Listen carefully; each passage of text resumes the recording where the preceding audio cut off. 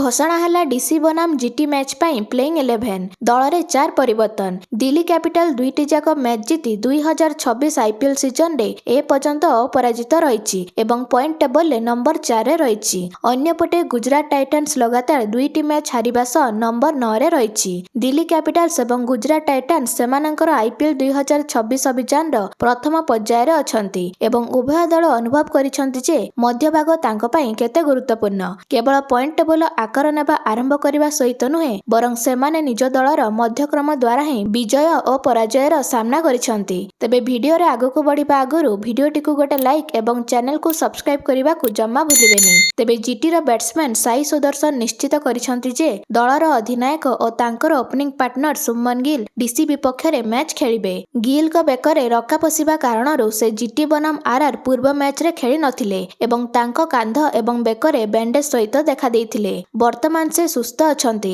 एवं खेलिबा पई फिट अछंती। तेबे गिल संभवतः कुमार कुसाग्रांक स्थान रे बैटिंग करिवे। सेही परि गुजरात टाइटन्स मध्यक्रम को शक्तिशाली करिबा पई जेसन होल्डर को दल रे शामिल करिवो। तेबे डीसी जीटी विपक्ष रे निजर विजय अभियान जारी रखिबा पई केएल राहुल को नेतृत्वाधीन शीर्ष क्रमरु रन खोजिबो। सेही परि दिल्ली कैपिटल सेमानंकर प्रथम दुईटी मैच रे बॉलिंग सहित भल प्रदर्शन करिछि। जेतेबेले कि 22 वर्षीय समीर रिजवी ए पर्यंत अधिकांश रन स्कोर करिसंती। से दल पई एक दृढ़ दावेदार साब्यस्त होइछंती। तेबे डीसी बनाम जीटी 14तम मैच टी एप्रिल 8 रे दिल्ली रो home ground Arun Jaitley stadium रे अनुष्ठित हेबो। दिल्ली अधिनायक अक्षर पटेल को नेतृत्व रे केएल राहुल एवं पाथो निशांक ओपनिंग रे नजर आसिबे। जेतेबेले कि 3 नंबर रे नीतीश राणा अछंती। मिडिल ऑर्डर रे समीर रिजवी डेविड मिलर एवं ट्रिस्टन स्टब्स थिबा बेले लोअर ऑर्डर को ऑलराउंडर अक्षर पटेल एवं विप्राज निगम संभाळिबे। डीसी रो बॉलिंग विभाग रे पेसर लुंगिंगडी और टी नटराजन को स्पिनर कुलदीप यादव एवं अक्षर पटेल समर्थन करुछंती।